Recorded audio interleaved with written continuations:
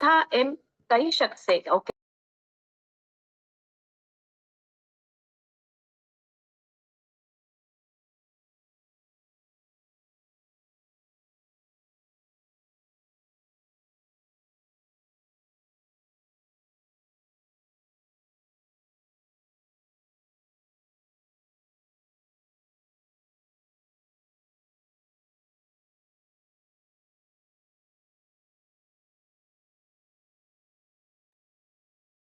Tejal ma'am आप હવે કોવર્સ છો.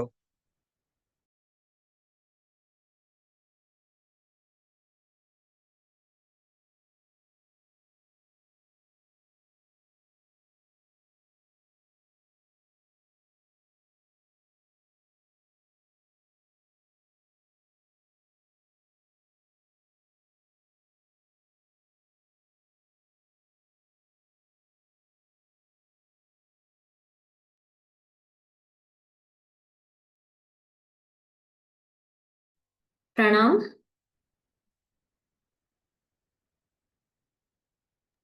પ્રણામ મેમ.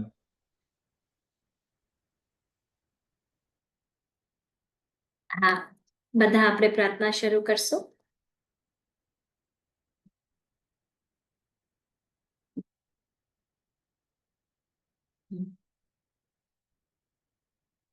અરહંતો ભગવંત ઇન્દ્ર મહિતા સિદ્ધાશ્ચ સિદ્ધિ સ્થિતા આચાર્યા જિન શાસનો નતિ કરા પૂજ્ય ઉપાધ્યાયકા શ્રી સિદ્ધાંત સુપાઠિકા મુનિવરા રત્નત્રયારાધકા પંચૈ તે પરમેષ્ટિના પ્રતિદિનમ कुर्वन्तु वो मङ्गलम्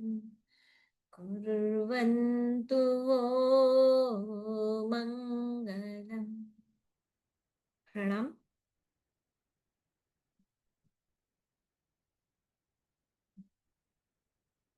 તો આજે આપણે જ્યાં અટક્યા હતા ત્યાંથી હજી આગળ વધીએ. પહેલા તો આપણે શત્રુંજય માટેનું એક કાવ્ય લઈ લઈએ.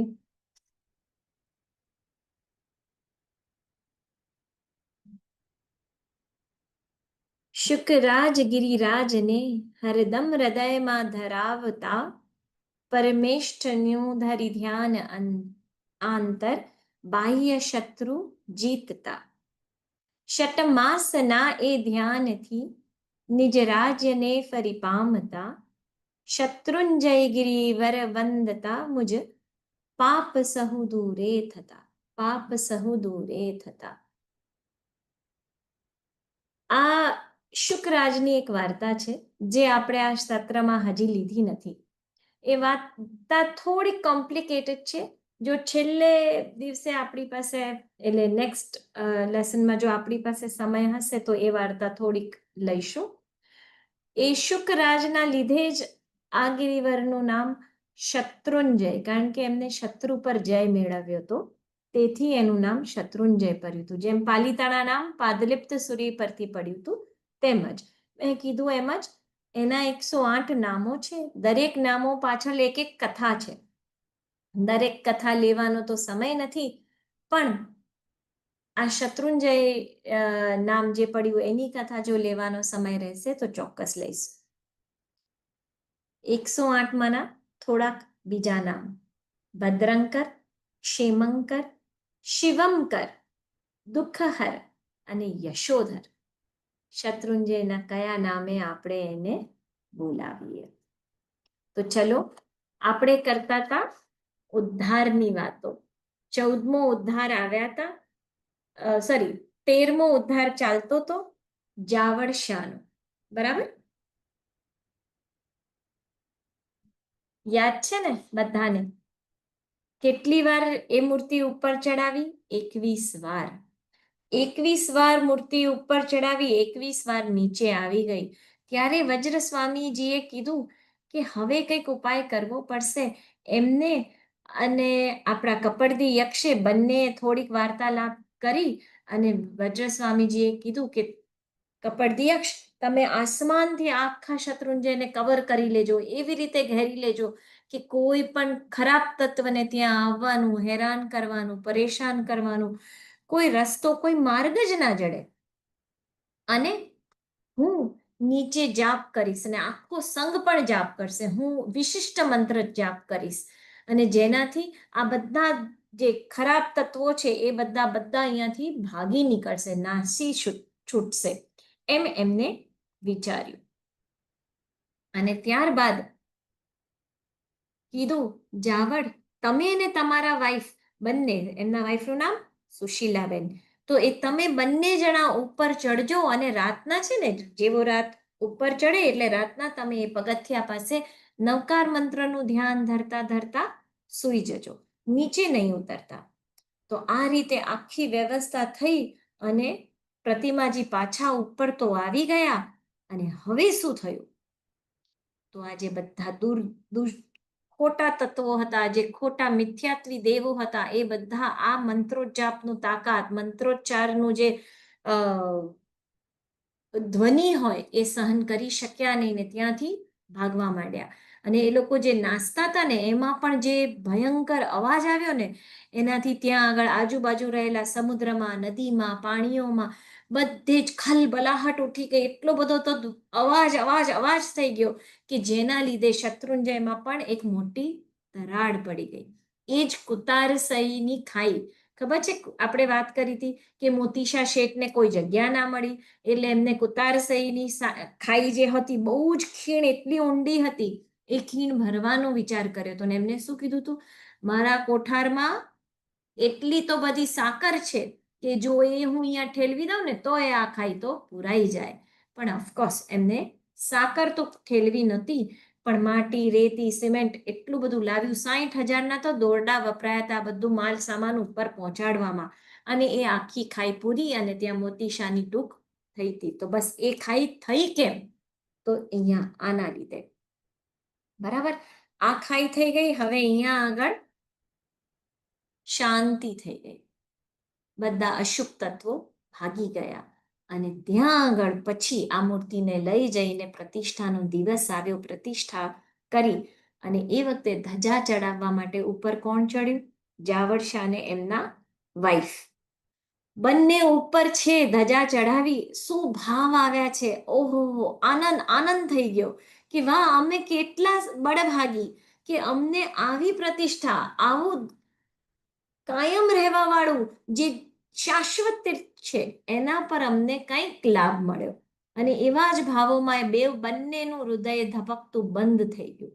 બંને, ઓફકોર્સ, તમે શિખર પર હો, વિચારો કે તમારું હૃદય બંધ થઈ જાય અને તમે આમ પડો તો બસ બે જણા જાણે નીચે જતા હતા. આમ શિખર પરથી પડતા આખો સંઘ જુએ છે, વિચારે છે હવે શું થશે. પણ ત્યાં તો બધા દેવોએ એમના શવને ઝીલી લીધા અને પછી જઈ અને ક્ષીર સમુદ્રમાં એમને પધરાવી દીધા. બરાબર. અને આ બાજુ ધજા થઈ ગઈ અને એમના દીકરાનું નામ હતું જાંજણ કેવું કંઈક. તો એને બહુ જ ખેદ હતો. તો એ ખેદ દૂર કરવા માટે એમને દેવતાઓ કહેવા આવે છે કે તમારા માતા પિતા તો ચોથા દેવલોકમાં પહોંચી ગયા છે, તમે બિલકુલ ચિંતા ના કરો, તમે રડો નહીં, તમે શોક ના કરો, ઉલટાનો આ ઉત્સાહને આગળ વધારો. જાજનાગ, એમના દીકરાનું નામ જાજનાગ હતું. મને નામો સાથે થોડીક તકલીફ છે, ભૂલી જાઉં છું. તો જાજનાગ એનું નામ હતું. અને પછી આને તો એકદમ ઉત્સાહ આવી ગયો કે અરે વાહ, આટલું શુભ કાર્ય કર્યું ને મારા બંને પપ્પા ને મમ્મી બંને પહોંચી ગયા છે, સ્વર્ગમાં પહોંચી ગયા છે, ચોથા દેવલોકમાં પહોંચી ગયા છે.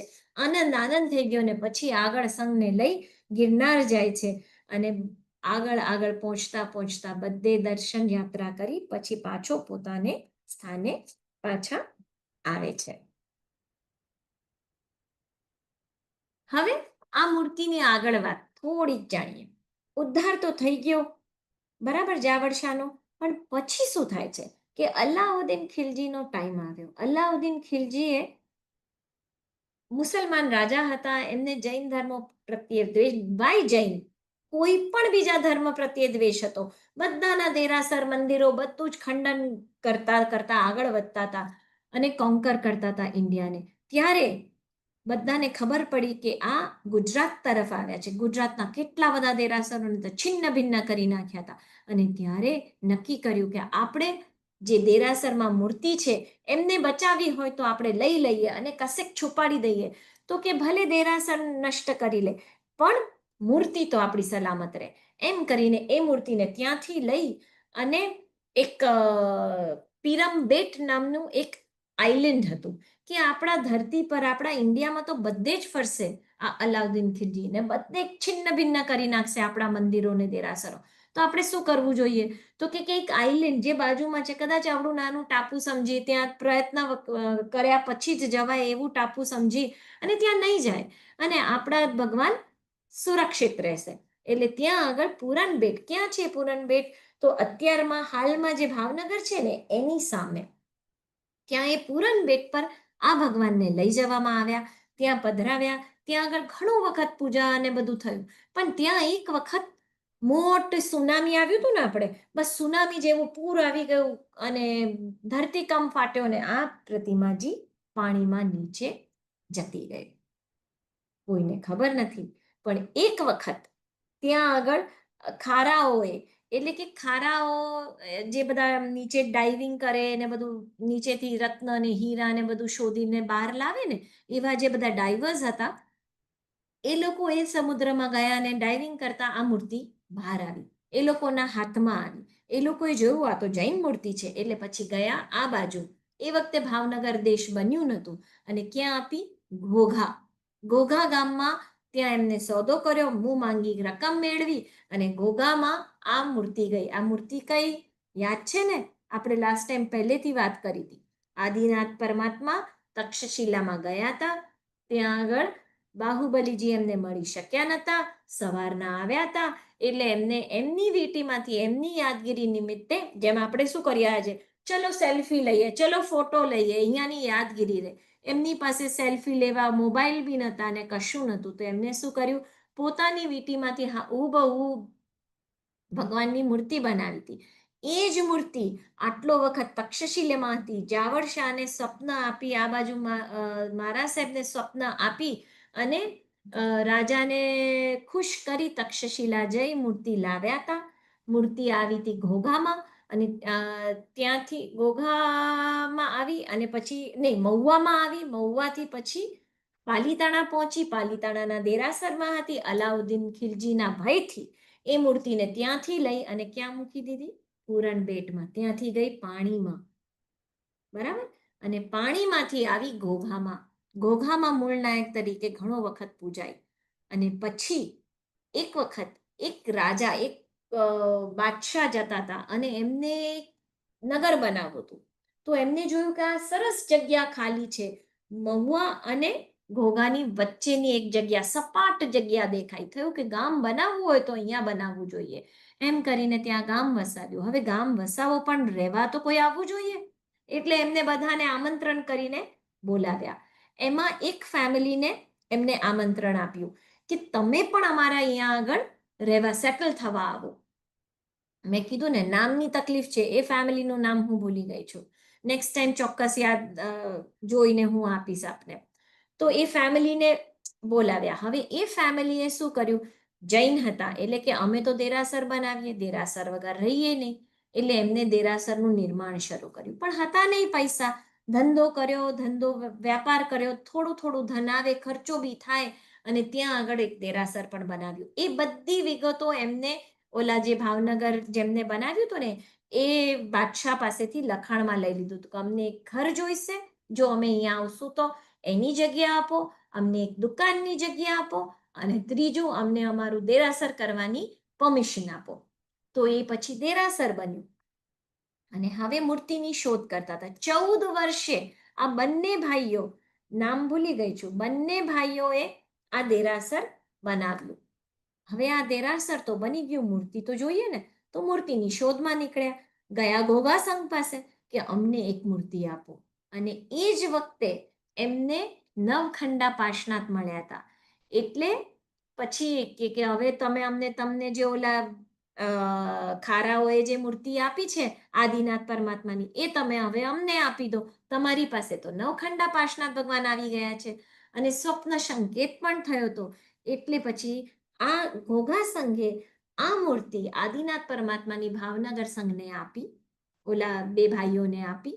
અને બેઉ ભાઈઓએ એ મૂર્તિ આજે એટલે એ વખતે પ્રતિષ્ઠા કરી. 269 વર્ષો કે એટલું જ લગભગ કે 89 વર્ષથી એ દેરાસર આજે પણ ભાવનગરમાં છે. અને ત્યાં એ જ મૂર્તિ, બાહુબલીના વીંટીમાંથી બનાવેલી મૂર્તિ ત્યાં આગળ આજે પણ પૂજાય છે ભાવનગરમાં. ને આ આખો ઇતિહાસ ત્યાં આગળ પણ લખેલો છે.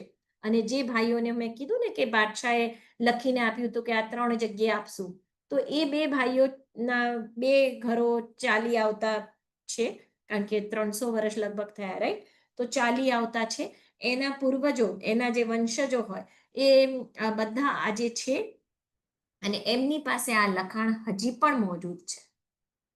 તો આ છે આપણો 13મો ઉદ્ધાર. હવે જઈએ આગળ 14મા ઉદ્ધાર પર. હા, જો કોઈને જોવું હોય અને એ ફેમિલીને મળવું હોય, એ દેરાસર દર્શન કરવા હોય, તો ચોક્કસ હું આપને એનું એડ્રેસ ને બધું આપી દઈશ. મેં એકચ્યુઅલી હમણાં જ પૂજા કરી ત્યાં આગળ. બહુ જ સરસ દેરાસર છે ને ત્યાં લખેલું જ છે કે આટલા વર્ષો જૂનું છે. અને જો તમે એનો આખો ઇતિહાસ વાંચવા બેસો તો બધું જ મળી આવે એમ છે. આપણે આગળ વધીએ. 14મો ઉદ્ધાર. 14મો ઉદ્ધાર બાહડ મંત્રીનો છે. આની પણ બહુ જ રસપ્રદ ને ઇન્ટરેસ્ટિંગ સ્ટોરી છે. તો લઈએ. કુમારપાળ રાજા, હેમચંદ્રાચાર્ય અને કુમારપાળ રાજાની આ વખતની આ વાત છે. તો એ વખતે કુમારપાળ રાજાના એક મંત્રી હતા. એ પ્રધાનનું નામ શું હતું? ઉદાયન મંત્રી. અને એને કીધું કે તમે જાઓ અને સોરઠ દેશમાં સમરસેનને જીતીને આવો. તો એ જાય છે અને જઈને ક્યાં પહોંચ્યા? એ ઉદાયન પહોંચ્યા પાલીતાણા. અને પાલીતાણામાં પહોંચી અને ત્યાં આગળ તલેટીમાં મહાવીર સ્વામી ભગવાન હતા. એમના દર્શન કર્યા, એમની દેશના સાંભળી. અને પછી આખા પોતાના જે બધા સૈન્યને બધાને લઈને આવે તો બધાને કીધું તમે આગળ જાઓ, હું જરા ઉપર યાત્રા કરી અને તમને કેચઅપ કરું છું. તમે લોકો પ્રયાણ કરો, આગળ જાઓ. આ લોકો બધા આગળ જાય છે, આ ઉપર ચડે છે અને સરસ મજાની પૂજા, દર્શન, ભાવના બહુ જ સરસ રીતે આખી યાત્રા પૂર્ણ કરે છે. અને પછી ત્રીજી નિસ્સિહી, બધાને ખબર જ હશે ને, દેરાસરમાં જઈએ તો 3 જગ્યાએ નિસ્સિહી કહેવાની હોય. પહેલી નિસ્સિહી પહેલી નિસ્સિહી દેરાસરના પગથિયે. શું કહીએ છીએ કે હવે હું આ સંસાર સંબંધી વેપારની કોઈ પણ વાત વિચારવા, મનથી, વચનથી, કાયાથી કશું જ કરીશ નહીં. એટલે એનો મને નિષેધ છે. નિસ્સિહી, નિસ્સિહી, નિસ્સિહી. પછી બીજી નિસ્સિહી ક્યારે? જ્યારે આપણે દેરાસરમાં બધી જ વ્યવસ્થા આપણી પૂરી થઈ ગઈ હોય, કેસર વાટી લીધું, ફૂલ લઈ લીધા, ઝાડુ મારવું હતું કે ચોપડીઓ સરખી કરવી હતી, અંગલુષના લેવાતા કે પાણી, અમૃત જલ, પંચામૃત બનાવવું હતું, જે કંઈ કરવું હતું બધું આપણું પૂરું થઈ ગયું. હવે આપણે ભગવાનને લઈને પ્રક્ષાળ માટે તૈયાર થયા. ત્યારે આપણી બીજી નિસ્સિહી કે હવે હું દેરાસર સંબંધી પણ કોઈ પણ કાર્યમાં નહીં પ્રવર્તું. પહેલું, સંસારમાં નહીં જવું. બીજું કે પાપના કોઈ પણ કાર્ય નહીં કરું. ને હવે આવી આપણી ત્રીજી નિસ્સિહી. ત્યારથી શરૂ થાય આપણી ભાવ પૂજા, અંગ પૂજા ને અગ્ર પૂજા. અંગ પૂજા ભગવાનને અડીને થતી પૂજાઓ. કઈ કઈ પૂજા અડીને કરીએ? પ્રક્ષાળ, ચંદન અને પુષ્પ.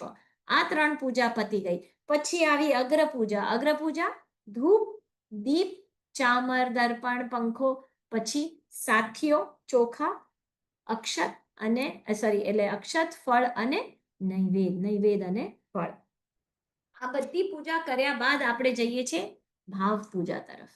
બસ ભાવ પૂજા કરવા માટે ત્રીજી નિસિહી કરી આ ઉદાયન મંત્રીએ બેઠા અને જોયું તો એક ઉંદર આવ્યો અને દીવામાંથી સળગતી વાટને ખેંચીને જતો રહ્યો. હવે આ જોઈ પૂજારીને બહુ એમ થયું, બાપરે, કારણ કે હતું કયું દેરાસર? લાકડાનું. હવે એ દેરાસર કાલક્રમથી અહીંયા પહોંચતા લાકડાનું દેરાસર થઈ ગયું હતું. એટલે ઓલો પૂજારી પણ દોડતો ગયો ઉંદરની પાછળ કે બાપરે, આ ઉંદર વાટને લઈને ગયો છે ને આ લાકડાના દેરાસરને આગ લાગી જશે.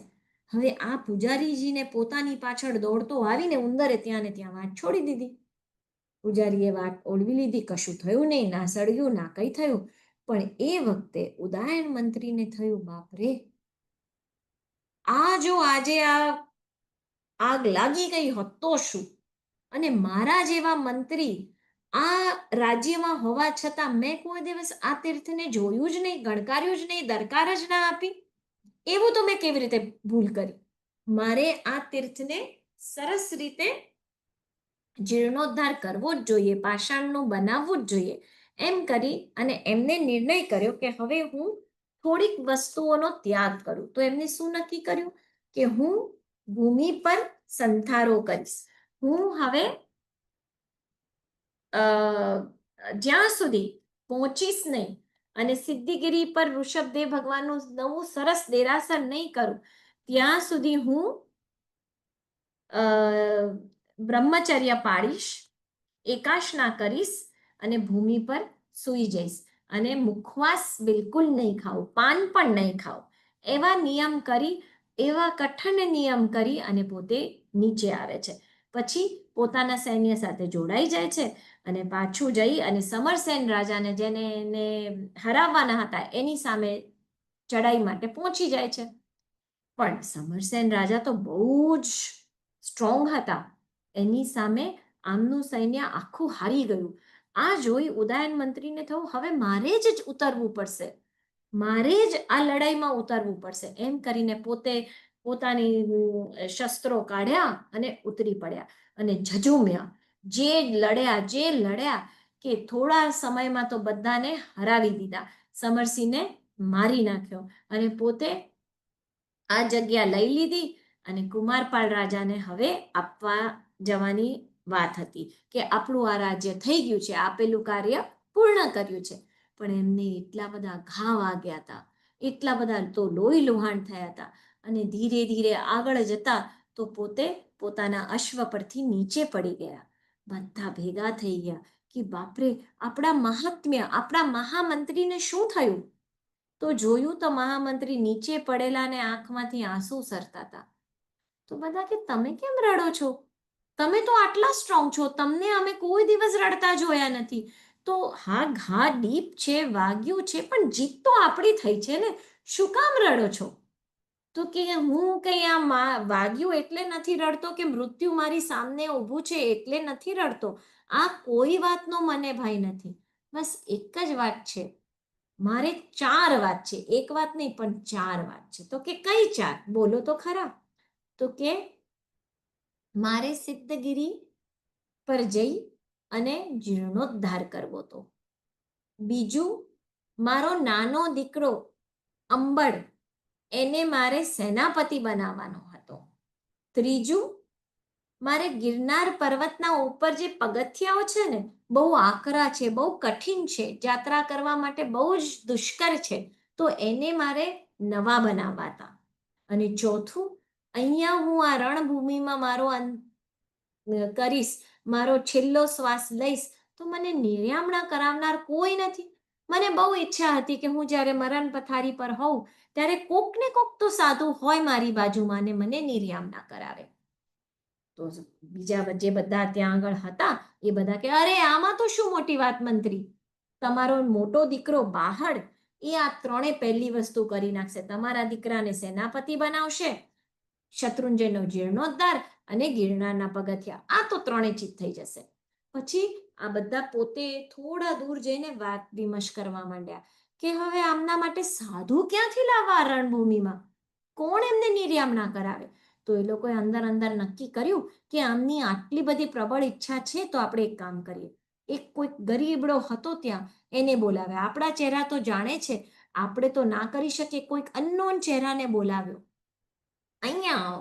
એ બાપડો બિચારો બહુ ગરીબ હતો. તો એને કે જો અમે તને શીખવાડીએ એમ બોલવાનું, તારે શીખવાડીએ એમ કરવાનું, તને આટલું મોટું ઇનામ આપશું. એ તો કે ભલે.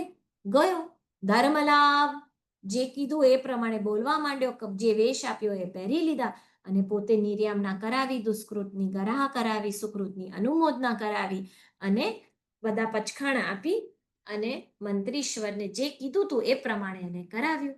મંત્રીશ્વરે તો પહેલા જ એમને વંદન કર્યા અને પછી સુખેથી એમના પ્રાણ ચાલ્યા ગયા. આ જોઈ અને ઓલો જે હતો ને, જે ગરીબડો બાપડો, જે સાધુ વેશ પહેર્યું હતું, એને થયું આ વેશમાં તો શું તાકાત, કેટલી તાકાત! અત્યાર સુધી તો મને કોઈ જોતું નહોતું, કોઈ ગણકારતું નહોતું અને હું તો એમ જ હતો, અને અહીંયા આગળ મંત્રી જે સેકન્ડ હાઈએસ્ટ હોય, રાજાથી સેકન્ડ હોય, એ મંત્રી મને પગે લાગે, આ વેશને પગે લાગે. આ વેશ મારે ઉતારવો નથી. બસ એમ કરી અને એને જે દીક્ષા ગ્રહણ કરી હતી એને જાળવી અને પોતે ગિરનારજી જાય છે અને 2 મહિનાના ઉપવાસ કરી, અનશન કરી અને પોતાનું વિસર્જન થાય છે, એટલે પોતે કાળ ધર્મને પામે છે. અને ક્રમે કરી આ આખો જે સંઘ ગયો હતો ને, એ બધો પાટણ જાય, પહોંચે છે. કુમારપાળ રાજાને વાત કરે છે કે જો આવી રીતે થયું ને, આવી રીતે આપણા મંત્રી છે નહીં. તરત જ અંબળને સેનાપતિ બનાવ્યા અને બહાર શું કરે છે, પોતે જાય છે કે હવે હું જઈશ, ક્યાં જઈશ, તો કે પાલીતાણા જઈશ અને ત્યાંના દેરાસરનું નવનિર્માણ કરીશ. એ વખતે કુમારપાળ રાજા કહે છે કે તમે 2 જણા તો કેટલા બધા પુણ્યશાળી છો કે તમને આટલા સરસ પિતા મળ્યા અને તમને આટલો મોટો ચાન્સ મળ્યો કે પિતાની આજ્ઞાને તમે પૂરી કરો, તમે એમની ઈચ્છાને તમે અનુરૂપ થાઓ. એટલે તમારે આ ચીજ જલ્દીથી જલ્દી કરવી જોઈએ અને હું તમારી સાથે જ છું. અને એ રાજા કુમારપાળે મંત્રી પદ કોને આપ્યું, તો એમના મોટા દીકરા બાહડને.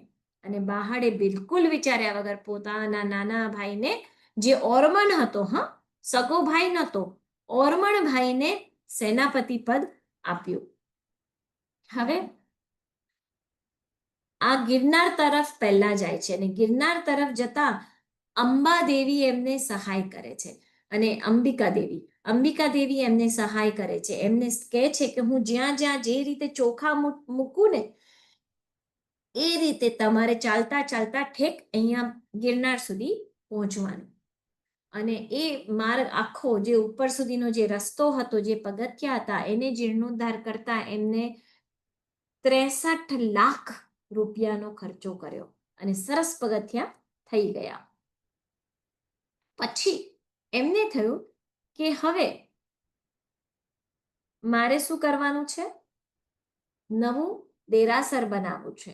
એટલા માટે એમને પાલીતાણા પહોંચ્યા અને બધા શિલ્પકારોને બધાને કલેક્ટ કર્યા, બધા પહોંચ્યા પાલીતાણા કે અહીંયા ઉપર કેવું દેરાસર બનાવવું જોઈએ, એનું ડ્રોઈંગ, એનો ખર્ચો કેટલો થશે, બધું વાત ને બધી ચાલતી હતી. એ વખતે ત્યાં એક ભીમો કુંડલિયો નામનો એક વ્યક્તિ, એ ઘી વેચીને પોતાનું ઘરનું બધું પૂરું પાડતો હતો. કઈ કિંમત હતી નહીં, કઈ કમાણી હતી નહીં, પોતાના કપડાં તો ફાટેલા તૂટેલા કેવાય હતા. અને એ આવ્યો, આજે એને 7 દ્રમ, એ વખતેના રૂપિયા દ્રમ કહેવાતા હતા, તો 7 દ્રમ બિચારો કમાયો હતો ઘી વેચીને. આજે એ લઈ અને તો આ સવા શેની ભેગી થઈ છે એમ કરીને ત્યાં બેઠી ગયો. હવે બેસ્યો તો ખરો ને બધા લોકો જે ઓલો ગાર્ડ હોય ને ડોર પર, એ સૈનિક એને કે નીકળ, તું કોણ છે, અહીંયા કેમ આવ્યો છે, જતો રે. ને ઓલો બિચારો બીતો બીતો આમ જોતો જોતો બેઠો કે ના, મારે તો અહીંયા બેસવું છે, જોવું છે. ત્યાં મંત્રીની નજર એના પર પડી, એનું ભાગ્ય, એને મંત્રીની નજર પડી. મંત્રી ત્યાં જાય છે ને કે છે તું કોણ ને કેમ આવ્યો, એમ કરીને એને લઈને ખેંચીને હાથથી પકડીને આગળ લઈ જાય છે કે ના, મારે ન અવાય, ન અવાય, ખૂબ શોભ થાય છે. પણ મંત્રી તો એની પાસે લઈને બેસાડી દીધો કે બેસી અહીંયા. કે હું તો કે તે પૂજા કરી, કે હા, મને તો આજે 7 દ્રહમની કમાણી થઈ, તો મેં ફૂલ લીધા અને સરસ રીતે ભગવાનની પૂજા કરી અહીંયા, અને પછી આ તમને બધાને જોયા એટલે આવ્યો છું, એટલે કે તે પૂજા કરીને બસ, તો તું હવે મારી પાસે બેસ, એમ કરીને એને ત્યાં બેસાડી દે છે. અને પછી આ બેઠો બેઠો સાંભળે છે કે આ લોકો બધા વાત કરે છે કે ઉપર દેરાસર બનાવવાનું છે, અને દેરાસર માટે બધા પોતપોતાને યોગ્ય દાન આપે છે. બધા મંત્રીના દીકરા વાહડ મંત્રીને કહે છે કે તમે એકલા કેમ પુણ્ય બાંધી લો, અમને બધાને લાભ આપો, થોડોક તો લાભ આપો, અમને કંઈક તો કરવા દો, એમ કરીને બધા પોતપોતાના થોડા થોડા દ્રવ્યો, થોડા થોડા પૈસા આપે છે. એટલે બાહડ મંત્રી શું, ભીમા કુંડલિયાને થાય છે કે અરે, મારી પાસે પણ આજે 7 દ્રહમ છે, તો એ કહે છે કે હું મારા 7 દ્રહમ આપું, તમે લેશો, કંઈ કિંમત નથી, પણ મારી પાસે આટલું જ છે.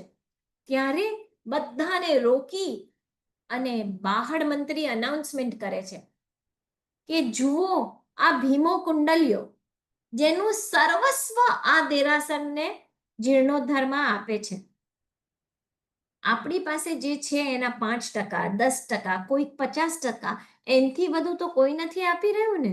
જ્યારે આ ભીમો કુંડલિયો પોતાની આ જીવનની પૂરી કમાણી આપણને આપી રહ્યો છે, તો હવે આ નામોમાં જે બધા આપણે ડોનેશન્સ આપે તો આમ નામ લખાય ને એને ઉપર આમ કોતરાય, રાઈટ, તો એ કોતરણીમાં પહેલું નામ ભીમા કુંડલિયાનું આવશે. કારણ કે પહેલું નામ કોનું લખવું એનો પણ વિચાર કરતા હતા, ત્યારે નક્કી કર્યું કે ઉપર સૌથી પહેલું નામ આવશે ભીમો કુંડલિયો. આવી રીતે નક્કી કર્યું ને ભીમા કુંડલિયાને તો ખુશ ખુશ ખુશ ખુશ. એટલે પછી મહામંત્રીએ કીધું કે તમે આટલું બધું કર્યું તો તમારું બહુમાન કરું, તમને તિલક કરું, કારણ કે તમે તમારું સર્વસ્વ જીર્ણોદ્ધાર માટે આપ્યું, એમ કરીને તિલક કરીને એમને 500 રૂપિયા, વિચારજો 7 દ્રહમ કમાતો તો 500 રૂપિયાની નોટ આપે છે ને 2 ઉત્તમ વસ્ત્રો ધરે છે, જે એને જિંદગીમાં આવું વસ્ત્ર જોયું નહોતું, પહેરવાની તો શી વાત. તો આ શું કહે છે, વિચારજો હા, કે ના, મને 7 દ્રહમ આપીને જે પુણ્ય મળ્યું છે એ મારે વહેંચવું નથી, તમને સુપ્રત પ્રદાન નથી કરી દેવું, મારે આ તમે મને તિલક કર્યું એ જ બહુ છે, મારું નામ પહેલું આવશે એ જ ઘણું છે. મને તમારા 500 બોલતાય આવડતું નહોતું, તો મને આ 500 રૂપિયા જોઈતા નથી, ના આ વસ્ત્રો જોઈએ છે. શું ઉદારતા હશે. અને ત્યાંથી પછી એ પાછા આવે છે, પોતાની વાઈફ હતી, વાઈફ પાસે આવે છે, અને ખબર હતી ડરતો આવે છે, કારણ કે વાઈફ હતી થોડી ગુસ્સાવાળી, કે હું કહીશ કેવી રીતે કે આજની બધી કમાણીને આપણું બધું જ આપી દીધું, કાલે ઘી લાવશું જ કેવી રીતે કે વેચશું કે પૈસા આવશે, કશું જ રહ્યું નથી મારી પાસે, કારણ કે જે આપવાનું હતું, મૂલ્ય ચૂકવવાનું હતું એ હું તો આપીને આવ્યો, હવે કરું શું. તો એની વાઈફને ધીરે ધીરે સમજાવીને કહે છે કે છે ને આજે આવું થયું તું, ચોગાનમાં તો બધા ભેગા થયા હતા ને મેં આવી રીતે પૈસા આપી દીધા. તો વાઈફ પણ કોણ જાણે, દાદાને ડોનેશન આપ્યું તું, પાલીતાણા પર સુકૃત કર્યું તું, એટલે વાઈફ પણ એકદમ ખુશ કે હા, સરસ કાર્ય કર્યું. આ તો થોડી નિરાશ થઈ. પછી કીધું કે મને આ જે ચાંદલો કર્યો છે ને એની પછી 500 રૂપિયા આપતા હતા ને બસ 2 કપડાએ આપતા હતા, પણ મેં ના કીધી. એ કે બહુ સરસ કર્યું, તે પુણ્ય વેચાય, બહુ સરસ કર્યું. બસ બંને જણા ખુશી હતા. અને એમાં એ લોકો કશે કંઈક ખાડો ખોદવા ગયા તો ત્યાંથી ચરુ નીકળે. જે આ રીતે પૂરા ભાવથી, મનથી જો આપણે દાન આપીએ તો આપણું ઘરમાં પણ ઘર ભરાય જ. જેમ આપો તો આવે. જો આપણે આપણું કરીને રાખી મૂકીએ તો કોઈ દિવસ કંઈ આવે નહીં. તો આટલું ચરુ નીકળ્યું તો બંને જણા કે અરે, આ આપણે પુણ્ય કર્યું તો આ ચરુ નીકળ્યું. હજી પણ બેમાંથી એકેને લાલચ નથી. ઘરમાં તો ખાવાના સાસા છે, રાઈટ, કપડાં પહેરવાના સાસા છે, થોડું રાખીને થોડું આપીએ એવો પણ વિચાર આવી શકે ને, ખોટું નથી, રાઈટ. તો બધું ચરુ લઈ અને ગયા પાછા બંને જણા બાહડ મંત્રી પાસે કે અમે તો 7 જ દ્રહમ આપ્યા હતા, અમારું આ બધું ચરુ સ્વીકારશો, પ્લીઝ સ્વીકારો ને, પ્લીઝ. તો બાહડ મંત્રી કે ના, આ તો તમારા પુણ્યથી તમને મળ્યું છે, રાખો, તમે રાખો. અને આ બાજુ એક દેવતા એટલે કદર્પી યક્ષ છે, યાદ છે ને આપણા કદર્પી યક્ષ જે પાલિતાણાની રક્ષા કરે છે. તો એ કદર્પી યક્ષ આવી અને કહે છે કે ના બાહડ ભીમ કુંડલ્યો, તમે આ ધન તમારું જ છે, અમે તમને આપ્યું છે, તમે રાખો અને સુખેથી રહો. તો બંને હસબન્ડ વાઈફ આ ધનને લઈ, ચરુને લઈ અને પોતાની પાસે રાખે છે, દાન પુણ્ય અઢળક કરે છે અને પોતાનું જીવન વિતાવે છે. હવે આ બાજુ પૈસા તો ભેગા થઈ ગયા એટલે સરસ રીતે ખાતમુહૂર્ત કર્યું અને સરસ રીતે દેરાસર બનાવવાનું કાર્ય શરૂ થયું. 2 વર્ષે દેરાસર બની ગયું. જેવા સમાચાર આવ્યા એટલે બાહડ મંત્રી તો ખુશ થઈ અને સોનાની 32 જીભ ભેટ આપી. જેને કીધું ને કે આ દેરાસર પૂર્ણ થયું, એને કેટલી જીભ એટલે એવી અત્યારે આપણે બિસ્કિટ કહીએ, સોનાના બિસ્કિટ, એ વખતે જીભ બોલાતી હતી, સોના મોર નહોતી. તો 32 જીભ ભેટ આપી હતી. 32 જીભ ભેટ આપી અને આનંદ ઉત્સવ કરે છે કે અરે વાહ, દેરાસર તો નિર્માણ થઈ ગયું. અને ત્યાં થોડા જ દિવસોમાં દુઃખદ સમાચાર આવે છે. એક જણ દોડતો આવે છે અને કે છે મંત્રી રાજ કે શું થયું, બોલતો, કે કયા મોડે કહું આપને, કે ના તો બોલ ને. તો એ કે જે દેરાસર આપણે બનાવ્યું ને એની ભીતમાં તો ક્રેક આવી ગઈ. એટલે પછી આ કે છે બીજી વાર બનાવો, બીજી વાર ક્રેક, ત્રીજી વાર ક્રેક. એટલે પછી પૂછાવડાવ્યું કે આવું કેમ થાય છે. મેં જે દેરાસર પણ સોરી, જે વ્યક્તિ કહેવા આવ્યું ને એને કીધું કે આને 64 જીભ આપો સોનાની. તો જે બધા સાંભળે છે બધા આપી તો દે છે 64 જીભ, પણ બધા આશ્ચર્યમાં છે કે આવું કેમ. જે અહીંયા આગળ બની ગયેલાનો ન્યૂઝ આપ્યા એને ખાલી 32 મળી જીભ, અને જે કીધું કે તૂટી ગયો એ તો બિચારો ડરતો બોલે છે, કારણ કે એને એમ છે કે મને સજા મળશે. પણ એને તમે 64 જીભ ડબલ રકમ આપી કેમ? તો કે એટલા માટે કે ઓલાએ તો પૂર્ણતાના મને ન્યૂઝ આપ્યા હતા, પણ આને મને કીધું કે આ તૂટી ગયું છે. તો મારા હયાતીમાં, મારી જીવન છે ત્યાં સુધી મને બીજી વાર બનાવવાનું, બીજી વાર ફરીથી મને નિર્માણ કરવાનો ચાન્સ આપ્યો, એટલા માટે એને 64 જીભની ભેટ આપી છે મેં. પછી તો આ બીજી, ત્રીજી, ચોથી વાર તૂટ્યું એટલે બીજા બધા નિમિત્તકોને બોલાવ્યા, જ્યોતિષોને બોલાવ્યા, એસ્ટ્રોલોજર્સને બોલાવ્યા કે આવું થાય છે કેમ. ત્યારે કીધું કે આ પર્વત પર દેરાસર છે અને તમે એને પ્રદક્ષિણા બનાવી છે. પ્રદક્ષિણા હવા ઘૂસી જાય છે અને એ હવાને નીકળવાનો કોઈ રસ્તો નથી, એટલે એ ભીતને કાણું પાડી દે છે, તરાટ પાડી દે છે. એટલે તો કે ભીત તો પછી બંધ કરી દો, આપણે નથી જોઈતી ભમતી. તો કે મંત્રીશ્વર, જો આ ભીતને ચણી દઈશું, જો ભીત બંધ કરી દઈશું, આ ભમતી નહીં રહે, આપણે પ્રદક્ષિણાને બંધ કરી દઈશું, તો છે ને આપને કોઈ સંતાન નહીં થાય. કહેવાય છે કે જ્યારે શિખરબંધી દેરાસર હોય તો એને એક ભીત કરાવવી જોઈએ, અને જો ભીત ના હોય ને તો એ વ્યક્તિને સંતાન ન થાય. તો કે સંતાનને કોણે જોયા છે, સારો મળશે કે ખરાબ મળશે, એ મારું નામ ઉજાડશે કે નહીં ઉજાડે, ક્યાં જાણું છું, હજી ક્યાં મને સંતાન છે. મારે સંતાન નથી જોઈતું, પણ આ દેરાસરને તમે ઊભું કરો. એમ કરી અને આખી જે ભમતી બનાવી હતી એને ફરીથી ભીત ઈંટ ચૂનાથી આખી પૂરી દેવાની આજ્ઞા આપી. અને એ પૂરતા 3 વર્ષ થયા, એટલે બીજો 1 વર્ષ, એમ કરીને ટોટલ 3 વર્ષ થયા અને હવે દેરાસર સરસ રીતે થઈ ગયું. હવે આગળ દેરાસર તો થઈ ગયું, પણ મૂર્તિ વગરનું દેરાસર શું કરશું? એટલે હવે મૂર્તિ નિર્માણની વાત આવી. બરાબર. અને પછી હેમચંદ્રાચાર્યજી પાસે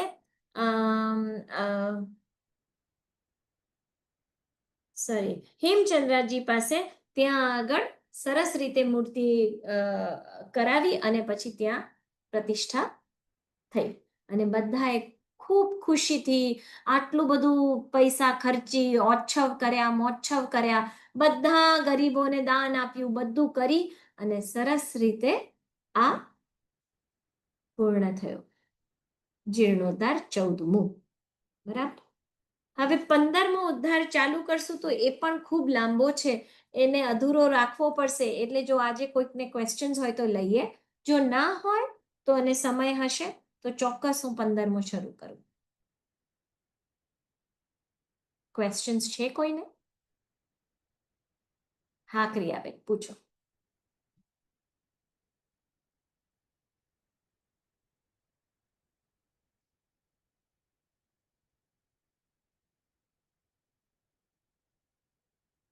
પૂછો. તમારે અનમ્યુટ થવું પડશે ક્રિયાબેન. હા હું કરું બધાને અનમ્યુટ. ક્રિયાબેન આપ અનમ્યુટ કરીને બોલી શકશો. હા, પ્રણામ. પ્રણામ. હા મેડમ, આપણે જે 500 ધનુષ કહીએ છીએ ને, તો એ એક ધનુષે કેટલા શું એને કહેવાય, કેટલા ફૂટ થાય? કેટલા ફૂટ થાય એક યોજને? એક ધનુષ એક યોજન કે એક ધનુષ? એક ધનુષ. એક ધનુષ. તો જો 4 હાથનો એક ધનુષ. એક હાથ કેટલો? તો કે કોણી થી અહીંયા સુધીનો એક હાથ કહેવાય. ઓકે, હા આવા 4 હાથ થાય એટલે એક ધનુષ કહેવાય. આપણે ધનુષને બાણ હોય ને, હા હા બસ તો એ જ ધનુષ. એટલે આ એક હાથ, આ બીજો હાથ, અહીંયાથી ખભા સુધીનો ત્રીજો હાથ થયો, અને પછી આપણે દોરી હજી આગળ ખેંચીએ ને, ચોથો. એટલે ચોથો હાથ. એમ કરીને 4 હાથ ઇઝ ઇક્વલ ટુ 1 ધનુષ. અચ્છા મેડમ, અને બીજો પ્રશ્ન એ હતો કે તમે જે શેત્રુ લગભગ 1 મીટર. હા 1 મીટર. હવે બીજો પ્રશ્ન મારો એ હતો કે પછી શેત્રુંજય ઉપર તમે બધું આટલું બધું જે સમજાવ્યું ને 9 ટૂંક ઉપર, તો મારે એની બુક જોઈએ છે, તો એ આખી બુક મને ક્યાંથી મળશે? શત્રુંજય મહાત્મ્યમાં પણ છે આ બધું, પણ એક બીજી છે શ્રી શત્રુંજય તીર્થ સોહામણું કરીને એક બીજો પણ ગ્રંથ છે, શત્રુંજય મહાત્મ્ય પણ છે. આ બંનેમાં તમને બધી વિગતો મળી જવી જોઈએ. અને શત્રુંજય. એક મિનિટ હા મેમ, મિચ્છામી દુક્કડમ મિત્તે. રેચલ મેમ તમને જે પીડીએફ મોકલી હતી ને એ પણ લખાવાની ચાલુ છે, હા, અને તમારા બધા જ ક્લાસની લખાશે, અને તમે એપ્રુવ કરશો ને પછી અમે તરત આપણું જે વોટ્સઅપનું જે મોટું ગ્રુપ છે એમાં મૂકી દઈશું. હા. તો ક્રિયાબેન, અહીંયા આગળ કૃણાલભાઈ જ આપને બધી જ વિગતો આપવાના જ છે. એટલે જો તમારે પુસ્તક ના વસાવવી હોય તો આપને બધી વિગત મળવાની જ છે. ને મેમ અમને પુસ્તક વધારે જોઈએ છે, કે અમે શું ઘરે પછી એ વંચાવી શકાય ને, કારણ કે મોબાઈલમાં તો શું છે કે અમને થોડું એ થાય છે, Print નીકળી આવે ને? પુસ્તકમાં ના, એનું પીડીએફ હોય એટલે તમે એનું પ્રિન્ટ આઉટ લઈ શકો, એટલે તમે રોજ માટે રાખી શકો. ફિઝિકલ કોપી હોય. Okay okay madam. હા પ્રણામ. પ્રણામ.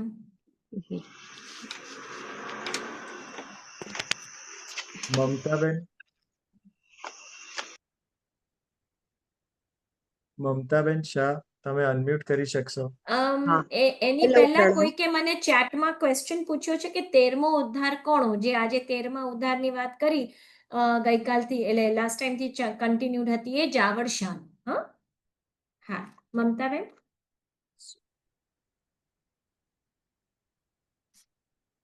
હા હવે આપ અનમ્યુટ કરી શકશો મેમ. હેલો, હા બોલો. પ્રણામ મેમ. પ્રણામ. હા, આપે જે ભાવનગરનું દેરાસર કીધું ને, એ દાદા સાહેબનું કે છે, એ જ દેરાસર? ના, દાદા સાહેબનું નથી. હું તમને એનું એડ્રેસ હું કૃણાલભાઈ સાથે શેર કરીશ, એ આપના વોટ્સએપ ગ્રુપમાં શેર કરી લેશે. અચ્છા, થેન્ક યુ. હા ચોક્કસ. અ, હિયાનભાઈ. હિયાનભાઈ, એક યોજન એટલે કેટલા? એક શું કીધું? સોરી, સંભળાયું નહીં બરાબર. એક એક યોજન યોજન. ઓકે, એક યોજન જો આપણે કોઈ પણ શાશ્વત વસ્તુઓની વાત કરતા હોય. સંભળાય છે? હા સંભળાય છે મેડમ. સંભળાય છે. હા હા. તો એક યોજન જો આપણે કોઈ પણ શાસ્ત્રોક્ત એટલે કે જે શાશ્વત વસ્તુઓની વાત કરતા હોય તો 3200 માઇલ, 3200 માઇલ. અને જો આપણે માઇલ, કિલોમીટર નથી બોલતી, 3200 માઇલ. અને જો આપણે આજનું લઈએ તો એક યોજન એટલે 8 માઇલ. બરાબર. પ્રણામ મેડમ. હા પ્રણામ. 13મા ઉદ્ધારની પ્રતિમાજી ક્યાંથી આવી? તો મેં કીધું એ પ્રમાણે કે એ પ્રતિમાજી બાહુબલીજીએ પોતાની વીંટીમાંથી બનાવી હતી. એ તક્ષશિલાના રાજા હતા, તક્ષશિલામાં હતી. ત્યાર પછી જાવળ શાહ જે સાઉદી અરેબિયા પહોંચી ગયા હતા, કારણ કે કિડનેપ થઈને ત્યાં એટલે એને લઈ ગયા હતા ત્યાંથી એમને ખબર પડી કે એમને ઉદ્ધાર કરવાનો છે, કારણ કે સાધુ ભગવંત આવ્યા હતા. સાધુ ભગવંતને કહ્યા પ્રમાણે એ ત્યાંથી ત્યાંના રાજાને ખુશ કરી એમની પાસેથી સૈન્ય લઈ ઉપર તક્ષશિલામાં જાય છે. ત્યાં આગળ રાજાને હરાવે છે અને ત્યાંથી એ રાજાને કહે છે કે મને ધર્મચક્ર પાસે લઈ જાઓ. ધર્મચક્ર પાસે ધૂપ દીપ સરસ રીતે અનુષ્ઠાનો કરે છે. એટલે સ્વયં ત્યાંથી આ પ્રતિમાજી એમને મળે છે અને પછી એમને ગાડામાં કીધું હતું કે એકાશનું કરીને ગાડામાં લાવજો. પહેલા તમે ક્યાં લઈ જજો? મહુવા લઈ જજો અને ત્યાં તમે વેટ કરજો. તમને જ્યારે ખબર પડે પછી જ તમારે એ મૂર્તિને પાલિતાણા લાવવાની. અને એ ખબર કોણે આપી? તો સાધુ ભગવંત પહેલા તો સાઉદી ગયા કે તમારે આ રાજાને કોઈ પણ રીતે વશમાં કરી અને મૂર્તિ હાંસલ કરવાની છે. અને જેવી મૂર્તિ હાંસલ કરીને અહીંયા આવી ગયા પછી પાછા સાધુ ભગવંતો મહુવા આવ્યા. સાધુ ભગવંતો ન આવ્યા, આચાર્ય પોતે આવ્યા, વજ્રસ્વામીજી સમુદાય સહિત, અને ત્યાંથી જાવળ શાહ સાથે એ લોકો બધા નીકળ્યા અને પાલિતાણા તરફ ગયા. આ ક્વેશ્ચન પણ મને હમણાં ચેટમાં આવ્યો એટલે મેં જવાબ આપ્યો.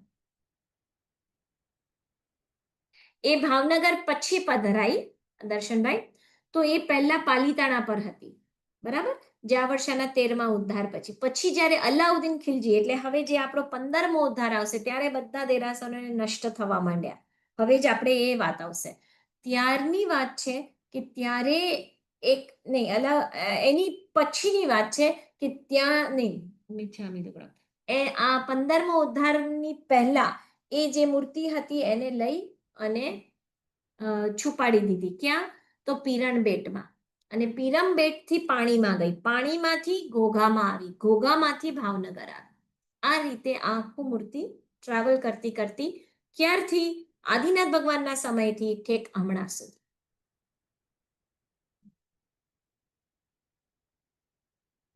બીજા કોઈ પ્રશ્નો? ના, હવે કોઈના હેન્ડ રેઝ નથી મેમ. આપ પ્રેયર લઈ શકશો. હા, એક જ સેકન્ડ, મારે ઓલી ખોલવી પડશે ને.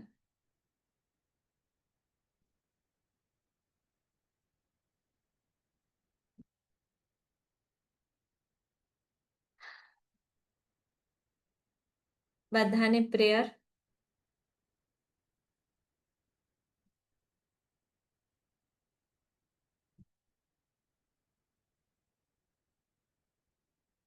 હાથ જોડજો. ખામીમિ સવ્વ જીવે સવ્વે જીવા ખમંતુ મે નિત્યમે સવ્વ ભૂએષુ વેરમ અજ્જમ ન કેણયી શિવમસ્તુ સર્વ જગતા પરહિત નિરતા ભવન્તુ ભૂતગણા દોષા પ્રયાન્તુ નાશમ સર્વત્ર સુખી ભવતુ લોકાઃ ઉપસર્ગા ક્ષયં યાન્તિ છિદ્યન્તે વિઘ્નવલ્લયઃ મનઃ પ્રસન્નતામેતિ પૂજ્યમાને જિનેશ્વરે સર્વમંગલમાંગલ્યં સર્વકલ્યાણકારણં પ્રદાનં સર્વધર્માણાં જૈનમ જયતિ શાસનમ. પ્રણામ.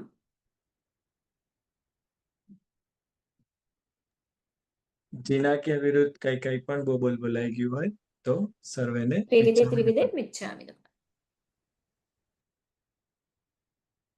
પ્રણામ.